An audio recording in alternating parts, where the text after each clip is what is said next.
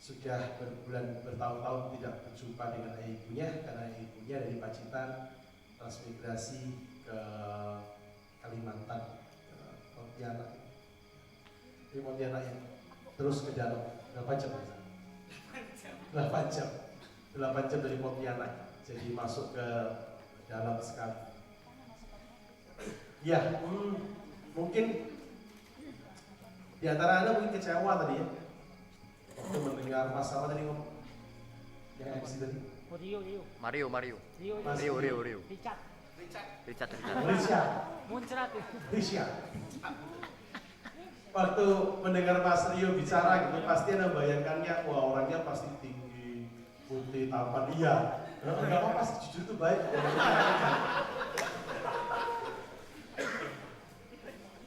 Jujur itu baik walaupun menyakitkan. Bukan cuma kamu kok, mereka juga gitu pertama kali mikirnya.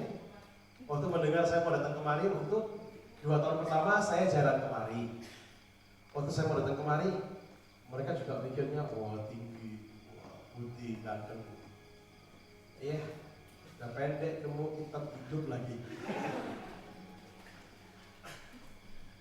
Tapi puji Tuhan, kalau banyak orang bilang, Yul, kenapa hidupmu? Mereka bilang hidup saya seperti Cinderella.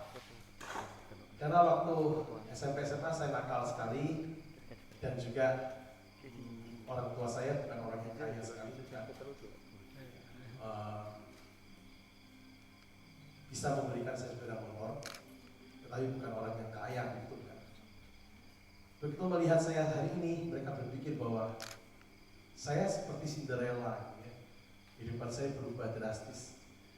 Tahun 95 saya lulus kuliah dari UNTAK Surabaya, Universitas 17 Agustus Surabaya. SMA saya dari SMA Katolik Pelataran Surabaya.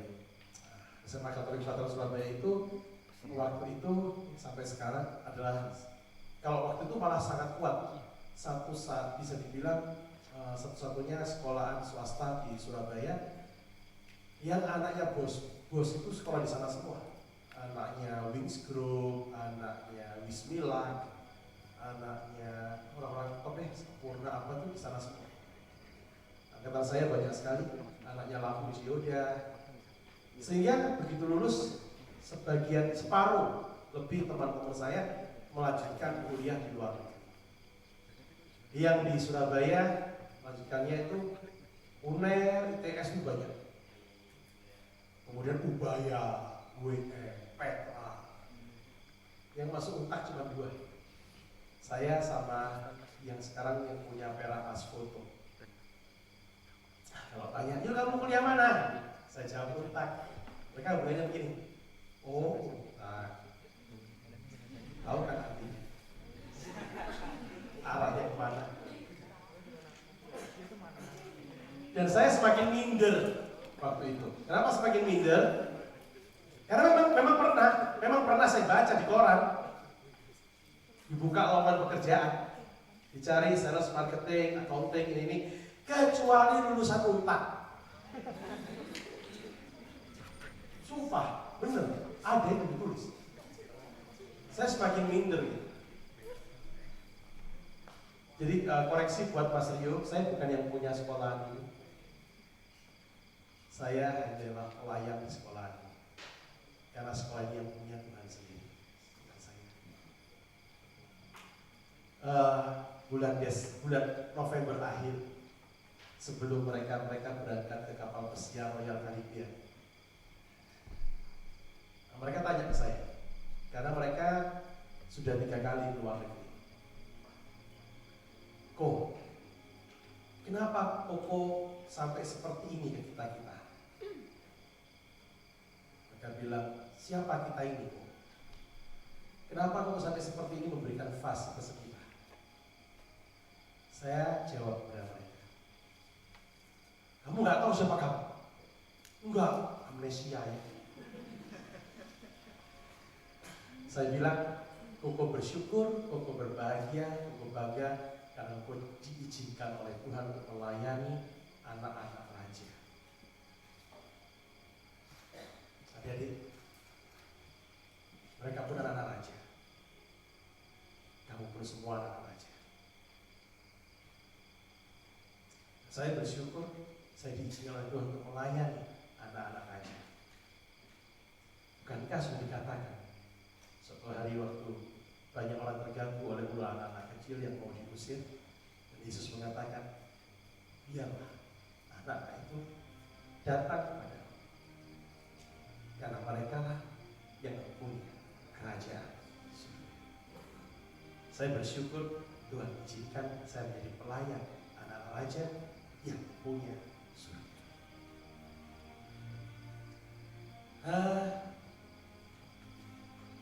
Kalau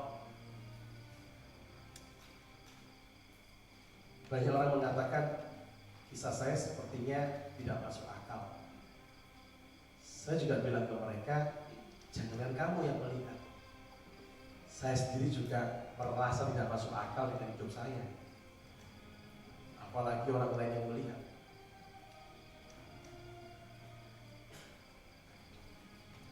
Kalau disurvei, pertanyaan terbanyak kepada saya, bagaimana saya setelah lulus dari SMA, saya bekerja di bank sebagai seorang marketing, yang banknya hari ini sudah almarhum dengan sukses, kena likuidasi tahun 98, 99 likuidasinya. 98 terjadi krisis di Indonesia, banyak dari antara kamu belum lahir, sebenarnya belum lahir semua sih, kecuali Romo Eko. Nah, saya juga bersyukur tadi Mas Felix sempat bilang ke saya itu ketemu sama Koyul pertama kali tahun 2005. Di mana? Di Malang. Ada kata-kata terakhir, kata-kata penghiburan yang luar biasa dari Mas Felix buat saya. Koyul ini kok awet muda ya. Dari 2005 sampai sekarang ketemu tidak ada perubahan sama sekali wajahnya. Puji Tuhan. Terima kasih Mas Felix, minta apa nanti tolong beritahu saya, mungkin bisa saya beri kepada Anda. Nah, saya kerja di bank sebagai marketing dengan gaji 600.000. Kemudian karena kasih karunia Tuhan, hari ini jadi seperti ini, saya bisa mempunyai pendapatan miliaran rupiah per bulan. Sehingga banyak orang, seringkali kalau ketemu saya, 2 hari lalu ada teman saya juga telepon, intinya minta ketemu saya. Dia bilang, Yul, aku tahu usiaku tinggal 1 putaran katanya. Bagi orang Cina 1 putaran itu 12 tahun shio. Kan ada, kalau di Cina kan ada shio naga, shio anjing, shio kucing, shio kecoa. 12 putaran. 12 tahun 1 putaran. Aku tahu Yul, umurku tinggal 1 putaran, 12 tahun lagi. Istilahnya setelah itu akan ya usia 55 tahun adalah usia pensiun. Berapa usia saya sekarang? Kalau usia teman-teman saya sekarang 42-43 tahun, kalau usia saya 23 tahun. Dan tidak akan pernah berubah. Karena saya punya kalender sendiri. Yang muternya 100 tahun sekali. Nah, dia juga bilang, Yul, aku pengen ketemu kamu, pengen belajar, mau tanya, bagaimana hidupku bisa berubah drastis? Karena saudara, secara hitungan memang banyak orang mengatakan nggak mungkin, dan saya setuju. Karena dari hitungan saya juga nggak mungkin. Saya cuma karyawan bank. Hari ini karena kemurahan Tuhan punya 22 perusahaan dengan aset yang mencapai T itu ya. Kalau saya itu benar-benar apa yang terjadi? Memang kalau bagi manusia tidak masuk akal, tapi di hadapan Tuhan tidak ada yang mustahil. Yang menyenangkan jadi anak-anak Tuhan, yang menyenangkan sebagai orang Katolik jadi anak Tuhan, yang menyenangkan kan begini, hanya kita yang bisa memanggil Tuhan itu Bapa. Keren, sumpah keren. Coba yang lain kan nyebutnya Yahweh, menyebutnya Allah, kita menyebutnya Bapa. Wah, mesra. Koyul nggak punya baju, nggak bohong. Kita mau kasih kenang-kenangan buat Koyul. Tapi kalau sama dia saya masih agak pede. Ya, kita 11-12. Oh iya. Terus kita pengen panggil buat program peserta untuk memberikan kaos ke Koyul sebagai kenang-kenangan buat Koyul. Ini dipakai Koyul. Siap. Dipakai kalau ke mana? Itali, mana gitu. Oke? Ntar kalau ke Itali ngajak-ngajak. Saya taruh di koper aja. Ini mau berangkat ya? Karena di Itali banyak foto campuran pupuk. Ya udah nggak apa-apa deh, yang penting kesana dah. Oke. Dibuat ini nih, buat Richard makan oneng. Yang merasa namanya Richard, silakan. Perwakilan buat ngasih ke Koyul.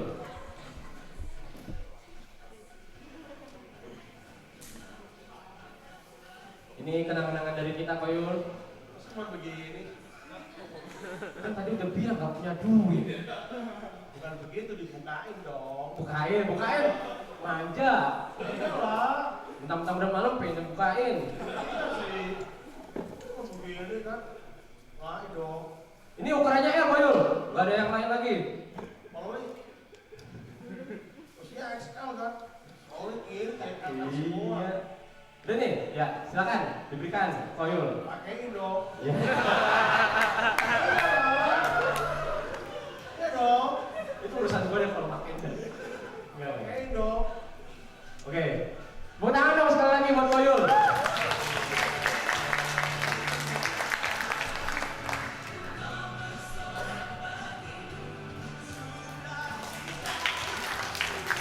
Sip. Ini dulu pas dulu. Oh, seksi kamu seksi. Serius seksi. Justru itu gua mau nunjuk. Gak gini. Gua mau nunjukin one pack. One pack gak apa-apa. Perut buncit, seksi. Lu kurang aja, lu cuma ngomong orang. Terus kamu klaim begini, klaim perahu. Iya. Jadi dong, Foto dulu. foto dulu. Salaman. Gua nggak mau. Monyong. Jangan. Kenapa lu minder?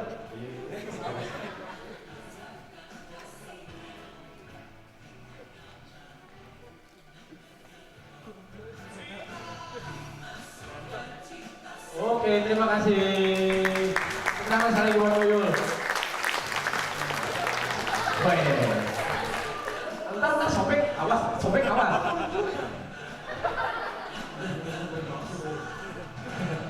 Thank you, sekali lagi buat Koyul. Antum? Enggak, sip. Selamat pagi. Selamat pagi. Dari siapa ya? Oke.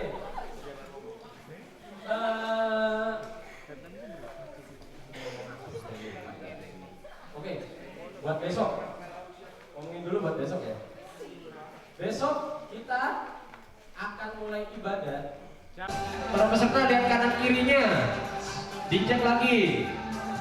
Ada yang udah datang, ada yang belum lengkap. Di sini bagian keamanan. Gak bohong, keamanan. Asalnya Malang. Terima kasih. Ada pertanyaan untuk Kalinus?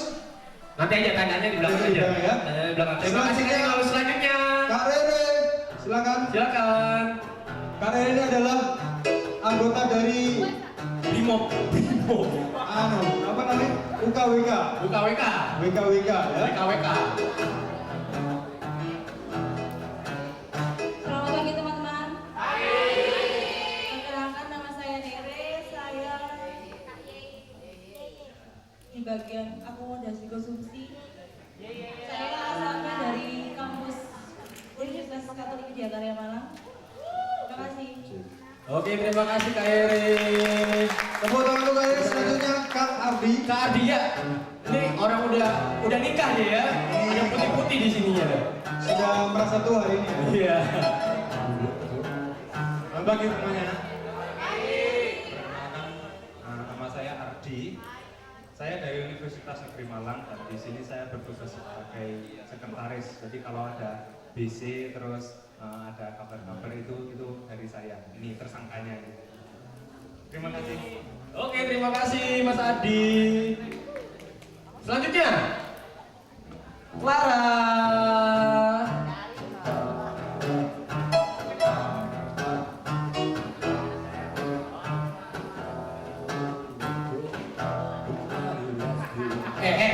Siapa sih yang nyanyi? Selamat pagi teman-teman. Oke, perkenalkan nama saya Clara, saya dari divisi sekretaris. Saya kuliah di Universitas Katolik Widya Karya. Sudah sekian, terima kasih. Oke, terima kasih Kak. Ada pertanyaan? Tidak ada, terima kasih. Silakan.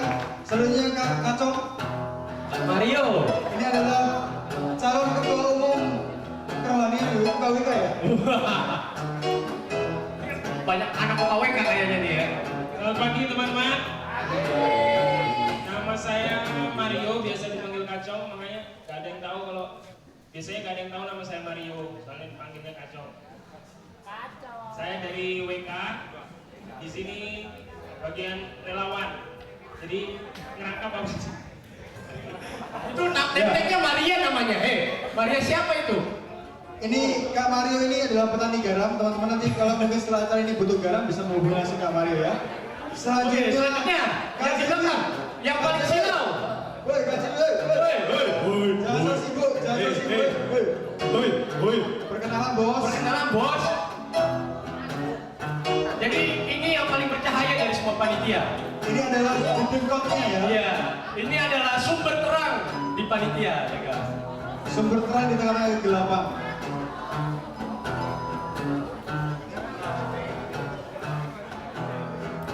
Ini adalah calon ketua.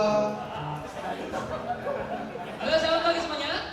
Oke, perkenalkan nama saya JIFMY. Ya, setelah lahir saya hanya punya nama itu 5 kata saja. Nama saya Jimmy. Alumni JI, alumni. Ya, dulu pernah kuliah. Dulu pernah kuliah. Dan puji Tuhan bisa lulus ya, walaupun lama-lama banget. Dari komunikasi Brawijaya, oke. Wih, bus. Ya.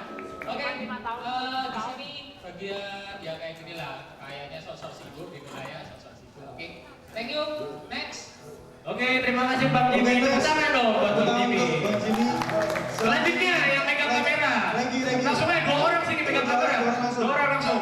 Ini dari isi dokumentasi ya. Ini adalah 2 pria yang selalu narsis ini ya. Dia pegang kamera terus. Black.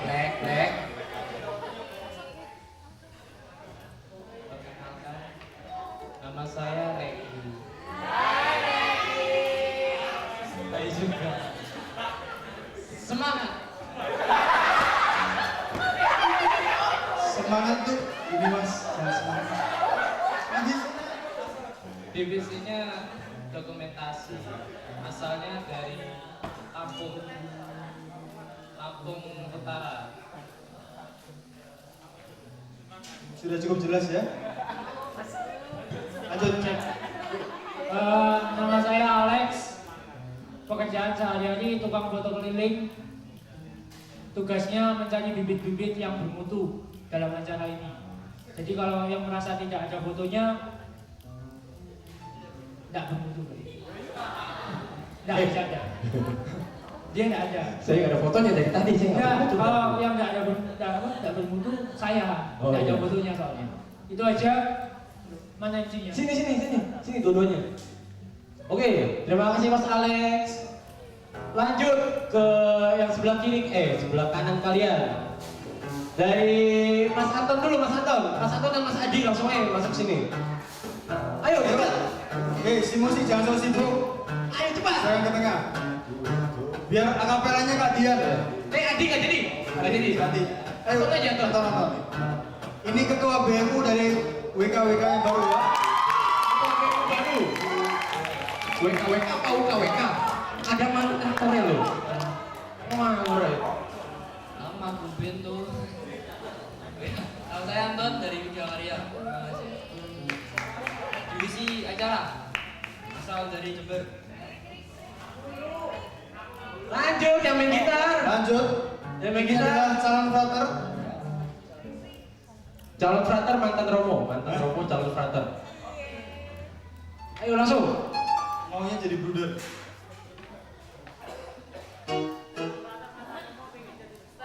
Kenalan bos. Selamat pagi teman-teman. Perkenalkan nama saya Niko. asal dari Blitar. Sini mengampu divisi akomodasi dan konstruksi sekaligus kesehatan. Tim saya ada 3 yang harusnya datang hari ini tapi ternyata belum datang, tapi ada Rere. Puji Tuhan. Oke, selanjutnya. Nggak usah dikenalin yang itu. Yang belum nggak usah dikenalin, biarin aja. Oh ini dok, transportasi. Oh transportasi, dia nggak kelupaan. Sini. Nggak kelihatan sih. Jangan menyapa jadi peserta ya, tolong ya. Iya. Ini adalah pengacara kita dari Wisma Kepemudaan. Jadi kalau butuh hukum langsung ke dia. Biro Bantuan Hukum. Ada yang mau cerai atau nikah? Sini. Selamat pagi teman-teman. Nama saya Ricky, pekerjaan saya supir sekarang. Terima kasih. Ya, terima kasih. Padat, jelas, supir. Siapa yang belum ini? Udah semua. Oh sudah ya. Oke, kita akan lanjut selanjutnya. Oh iya, Adi dan Black sini. Ini kakak adik, silakan ke tengah. Kalau pagi malam nggak kelihatan, nggak pernah kelihatan 2 orang ini. Sini. Yuk. Ayo langsung. Ayo. Yuk kakak adik. Ayo. Durasi. Black, ayo Black. Tenang, jagoan terakhir keluarnya biasanya ya. Kenalan. Kenalin, nama saya Gervasius Adi Pratama, biasa dipanggil Adi. Asal saya di sini bertugas sebagai divisi perlengkapan. Ya biasa sana sini ngurusi kabel. Lalu saya asalnya dari Lampung. Di Malang saya kuliah di Widya Karya ngambil Fakultas Hukum. Terima kasih. Terima kasih Adi. Lanjut. Oke. Nanti teman-teman kalau rumahnya kabelnya putus bisa menghubungi Adi ya. Ini yang terakhir jagoan keluar yang terakhir, silakan Kak Dian. Selamat siang. Selamat Dian. Pagi. Nama saya Dian. Bisa dipanggil Dian, bisa dipanggil Mas Black. Dian Sastro. Ya, itu aja. Saya di sini membantu-bantu. Itu aja. Terima kasih Mas Black, udah emang gak jelas kok orangnya. Masih gak jelas. Langsung aja. Oke. Jadi ini pagi yang indah. Kalian sudah kenal semua nama-nama panitianya. Harus ingat. Jadi nanti kalau kalian ketemu kalian bisa nyapa, kita juga bisa nyapa kalian. Sakit. Tinggal tuker-tukeran nama handphone aja. Ngarep yuk. Enggak. Oke. Ini pagi yang indah banget karena pagi yang istimewa juga karena kita kedatangan seorang yang benar-benar berpengaruh kepada bangsa Indonesia ini. Mungkin kita nggak mengenal, tapi dia adalah orang yang sungguh berpengaruh. Dia orangnya behind the scene. Kalian mungkin pernah dengar apa yang ada yang namanya revolusi mental. Revolusi mental. Siapa yang memperkasa itu? Kira-kira. Terkenalnya mulai kapan? Mulai apa? Mulai Haji Lulung. Jangan itu nggak tahan tuh ngeliat meme-nya itu. Haji Lulung, waduh bahaya sekali yang lain. Revolusi mental. Kita tahu revolusi mental sangat erat kaitannya dengan Pak Joko Widodo, presiden kita sekarang. Dan saat ini ada orang di balik Pak Joko Widodo yang mendukung, yang menggerakkan massa begitu banyak untuk mendukung Pak Joko Widodo. Gak akan berlama-lama, gak akan panjang lebar. Saya juga pengen kenalan secara pribadi ke dia. Kemarin belum sempat kenalan, ya kan? Mungkin ada tambahan dari Bang Jim?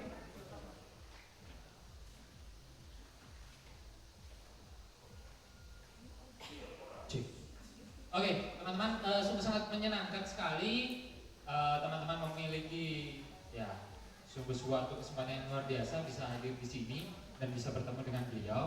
Jadi mungkin kalau kalian pernah dengar waktu Jokowi akan maju dalam sebuah pertarungan untuk menjadi pemimpin negeri ini, salah satu konsep yang sering digaungkan beliau adalah revolusi mental.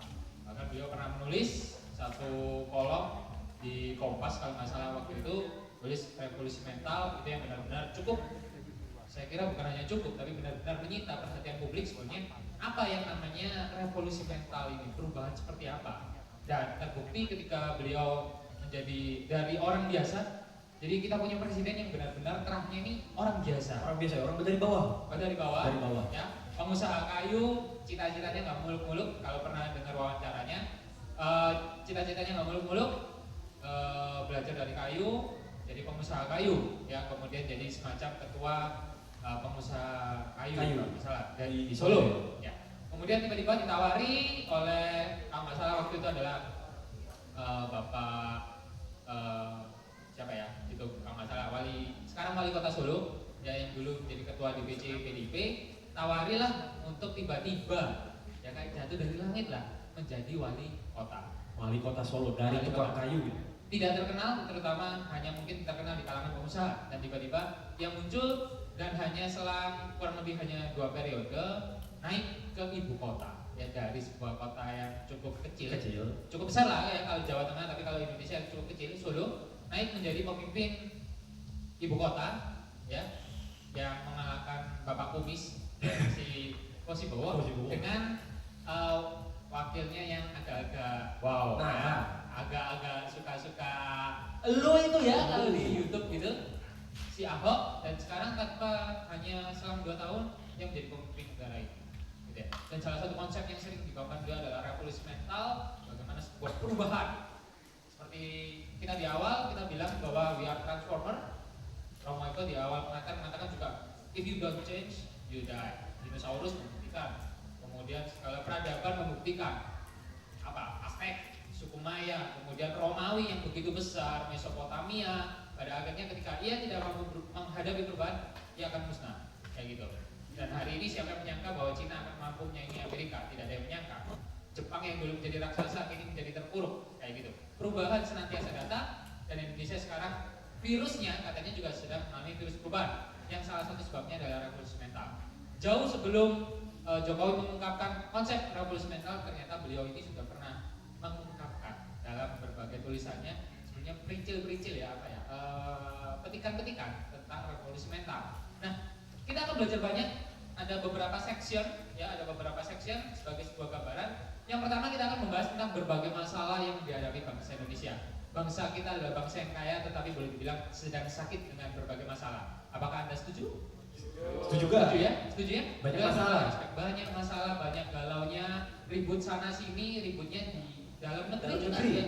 Jadi orang Indonesia lawan orang Indonesia sendiri. Nah, kemudian yang nanti gambaran kedua juga kita akan belajar soal apa sih sebenarnya revolusi mental yang dibilang Jokowi. Apa sih sebenarnya, dan bagaimana sebenarnya peran kita sebagai orang muda Katolik yang kemarin malam kita bilang bahwa kita juga berubah, transform gitu ya. Bagaimana kita akan mampu mengaplikasikan revolusi mental. Singkat saya bacakan CV dari beliau.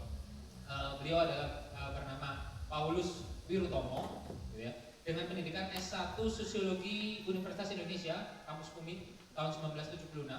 Kemudian menempuh S2 di Social Planning di UK sana, di Inggris pada tahun 1978, dan kemudian berhasil menyelesaikan gelar doktornya di Sociology of Education di kota Apple ya, bukan kota Apple Batu tapi New York pada tahun 1986.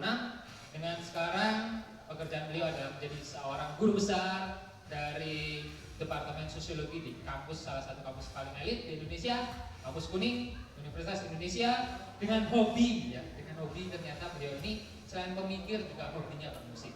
Jadi tanpa panjang lebar, mari kita berikan aplaus yang sangat-sangat meriah buat Pak Paulus Wirutomo.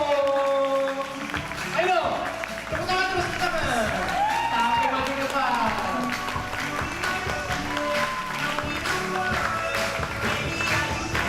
Habis semuanya isinya sama. Saya juga begini. Tapi ya, saudara sekalian. Nah, sekarang saya tanya lagi. Walaupun tadi pada takut, bingung, kacau dan segala macam, kamu optimis? Cuma ini aja ya, optimis atau pesimis? Itu aja jawabannya. Optimis. Optimis.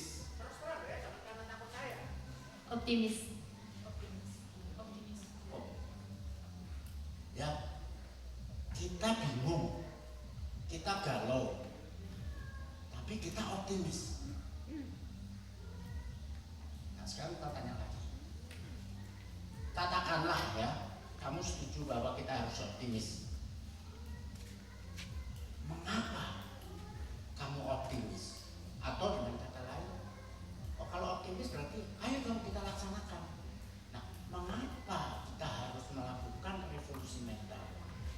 sesuatu hal yang penting atau nggak penting? Jawabnya cuma itu aja, penting atau nggak penting? Penting. Penting. Betul ya, bukan yang takut saya. Enggak. Penting. Penting. Sangat penting. Sangat penting. Terusin aja. Sangat penting. Sangat penting. Penting sekali. Berarti kita nggak jadi pulang dong. Oke, mari kita lihat aja sekarang. Udah ketemu mas? Ya, bukan itu yang satunya lagi aja. Yang jauh.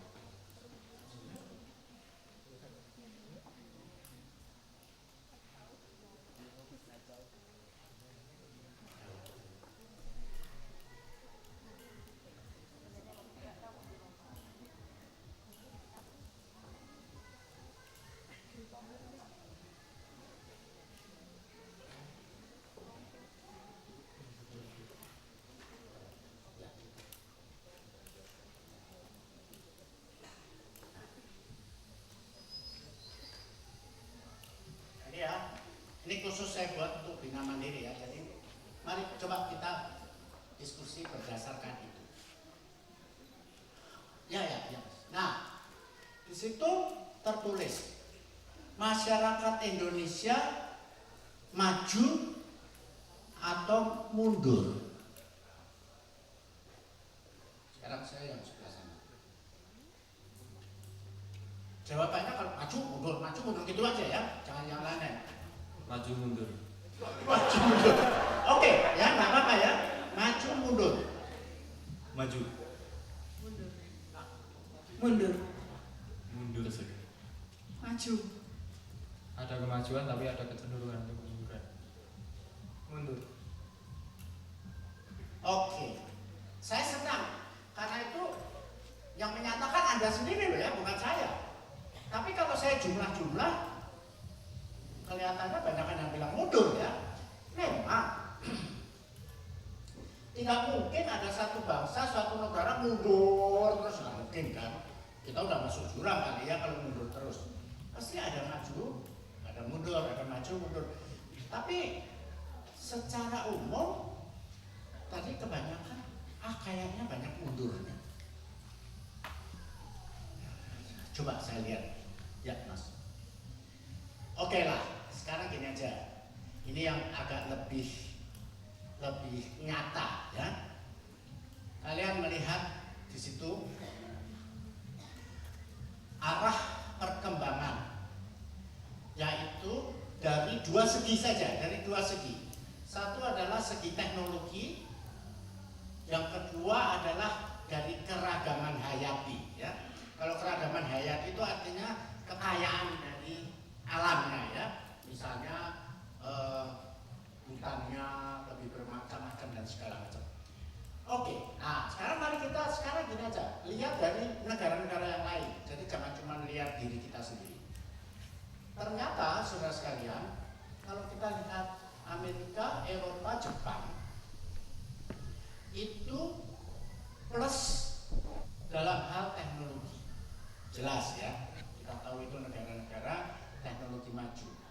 Ternyata tapi minus di dalam keragaman hayati. Jepang tuh kalau nggak salah malah nggak punya minyak dan segala macamnya. Pokoknya miskin dari segi alamnya. Terus kita lihat kelompok negara-negara lain, India, Indonesia, Brasil, Cina, itu sebaliknya. Teknologinya rendah, tapi keragaman hayatinya tinggi. Ya. Brasilia itu Amazon dan segala macam, wah luar biasa. Oke, yang lainnya Afrika, itu teknologinya minus, keragaman hayatinya minus.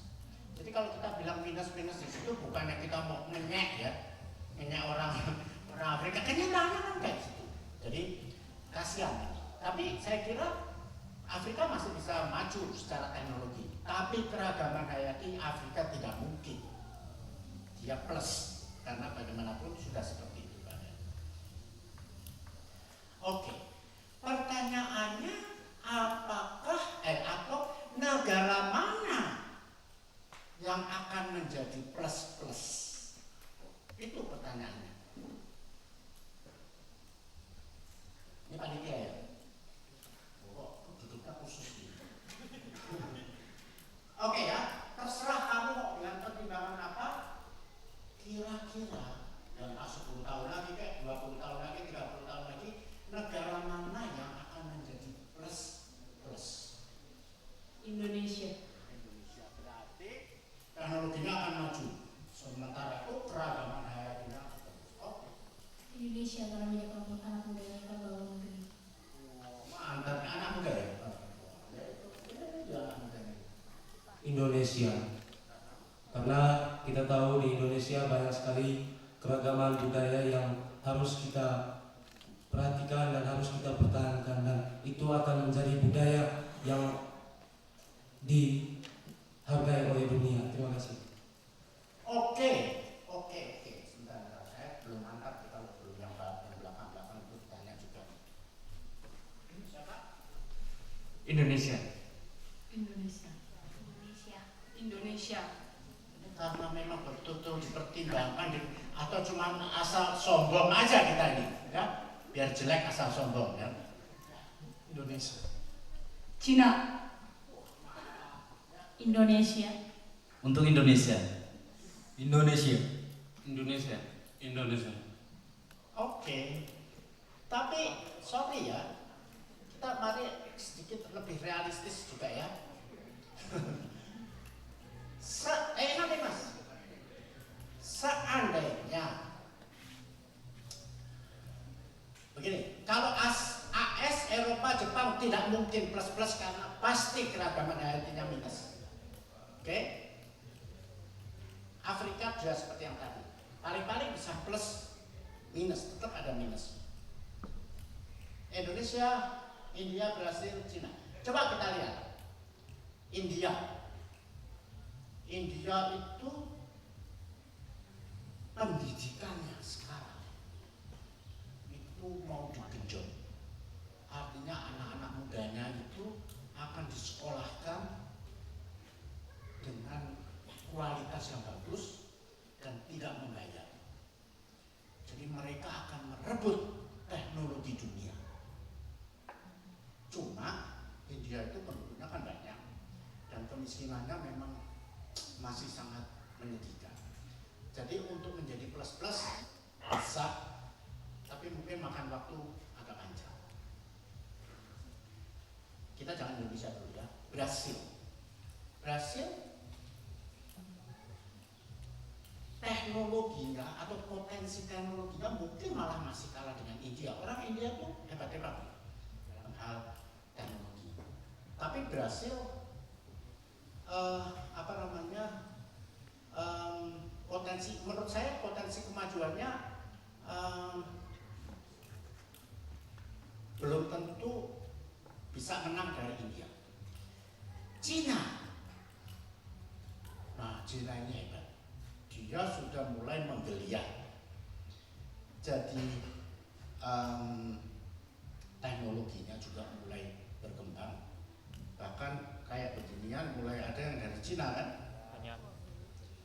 Jadi Cina menurut saya benar kamu ya tadi dengan berani mengatakan Cina, ya memang kelihatannya Cina itu akan meyakinkan. Hati-hati, mereka cepat dan efektif sebab sekali mereka bilang maju, mereka terus mengusahakan maju.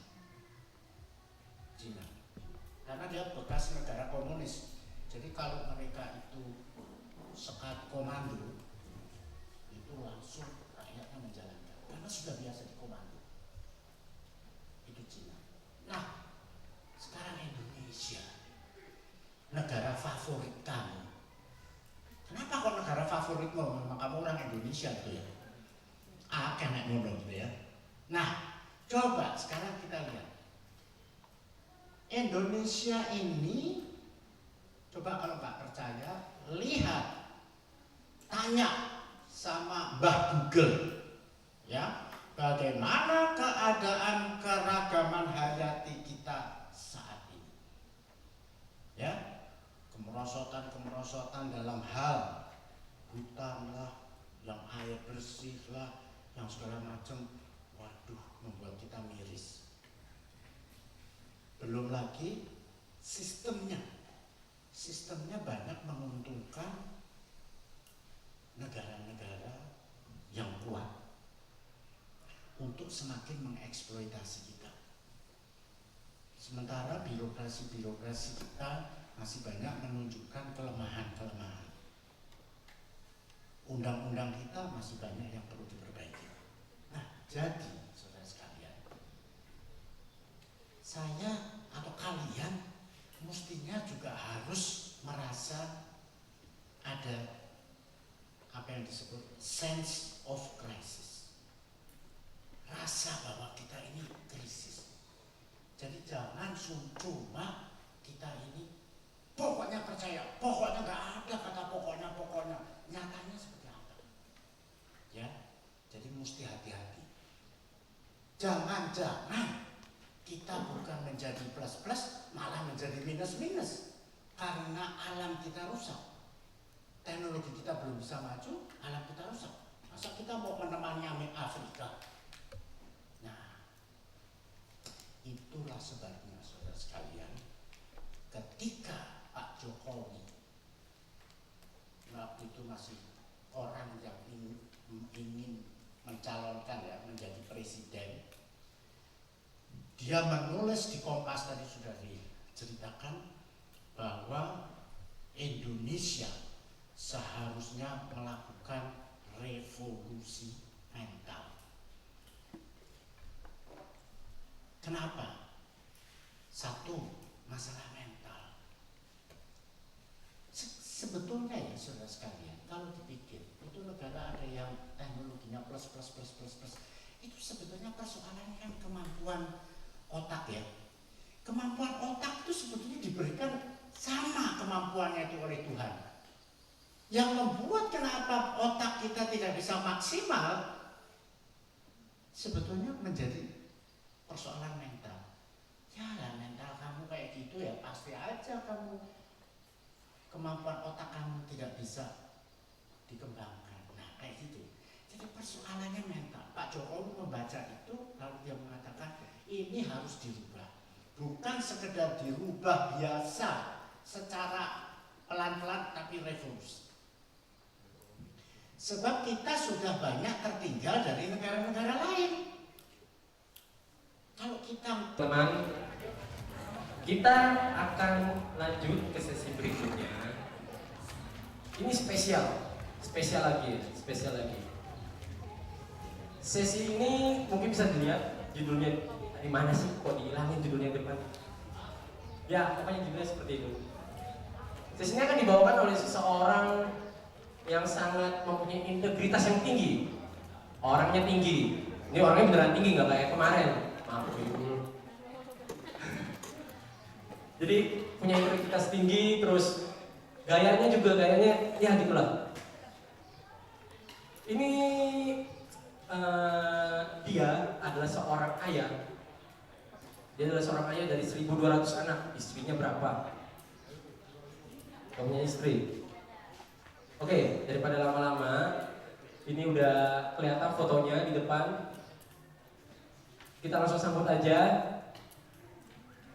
Mas Teja, silakan ke depan. Kita beri tepuk tangan yang paling meriah buat Mas Teja. Mau pakai mic apa enggak? Terima kasih. Selamat siang. Semangat? Selamat pagi. Oh, selamat pagi. Oh, pagi terus nih. Wah, berarti yang ngajarin nggak benar tuh. Oke, saya harus memperkenalkan diri dulu. Saya nama Agus Teja. Saya adalah mantan Islam. Saya dari keluarga Islam. Dan saya mengenal dunia pelayanan dibimbing salah satu romo yang buat saya jadi orang gila sekarang. Romo Eko Putranto, tepuk tangan dulu dong. Romo Eko Putranto adalah sosok atau figur yang mungkin untuk saya antik. Kalau saya dulu ngertinya dunia diskotik, dunia malam, tapi karena Romo Eko Putranto saya lebih mengenal bagaimana menjadikan hidup itu bisa mengimani perjalanan Yesus menuju kayu salib. Saya terjun di kampung-kampung pemulung, saya terjun di banyak daerah bencana mulai ujung provinsi Aceh sampai dengan Papua. Dan saya juga masuk di daerah-daerah konflik. Kalau dulu di KWI ada berangkatkan Monsinyur ya, tim relawan apa itu Kusupan atau dari banyak Kusupan ke Poso Palu, kasus Tibu. Saya berangkat bersama perwakilan dari orang-orang Jesuit Singapura hanya untuk investigasi bersama BIN, Badan Intelijen Negara. Karena saya adalah orang yang khusus bicara soal bencana. Saya di Malang adalah Ketua Lembaga Perlindungan Anak Kota Malang pertama kali, satu-satunya seperti ini. Ini karena ulahnya Romo Eko. Romo Eko mengajari saya untuk menjadikan hidup saya berguna. Ternyata kebacut. Berguna, saya peduli sama potensi rekan-rekan budaya. Itu tepuk tangan dulu dong untuk Om Bambang yang mau datang. Ini tokoh-tokoh terlibat budayawan di Malang. Nah, kalau yang satu itu yang duduk antik tuh kalau mau kenal bagus itu orang riset, itu orang ilmiah tuh. Antik orangnya. Namanya Pak Galuh, juga penari topeng Malangan. Tepuk tangan dulu. Dan anak saya satu mana tadi? Nah, ini yang ganteng. Ini anak yang dibuang sama ibu bapaknya mulai kecil. Dia dari Jakarta. Dia harus di jalan. Dibuang. Ibunya ex-hawker. Bapaknya supir driver yang udah kawin-kawin terus. Kawin itu gampang. Kalau sudah ada anak, sengsara. Ya, ini nih sekilas sekelumit perjalanan saya. Dan saya adalah leader program dari banyak program kemanusiaan Metro TV, Media Group, di mana saya menangani hampir semua titik-titik bencana sampai akhirnya saya masuk pada tim perumus undang-undang kebencanaan. Padahal modal saya kayak gini. Ini saya katakan rahasia Tuhan. Saat Tuhan pakai semuanya jadi aneh. Gila pun jadi gila. Tapi gilanya saya harus kalian garis bawahi. Orang gila, orang muda, pemuda harus gigih. Intelektual, loyalitas, appreciate. Benar? Benar? Tepuk tangan untuk saya dulu dong. Nah, kalau kalian tepuk tangan untuk saya, berarti kalian juga harus ketularan. Saya lihat dari tadi, ini siang-siang nggak ada yang gini. Nah, ini tipikal orang malas. Ada yang sampai gini, tidak berkepribadian. Gimana bangsa ini bisa menjadi besar kalau kita tidak memiliki semangat? Saya di daerah bencana 1 kali 24 jam tidur hanya 1 jam.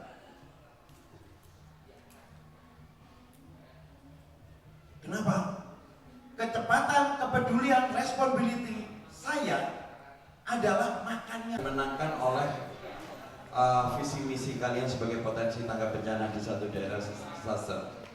Oke, di sini tadi benderanya apa? Banjir. Banjir, longsor. Ini longsor juga. Oh, banjir, nyatu dulu deh. Jadi biar ada sekat. Ayo. Yang ini apa? Kemudian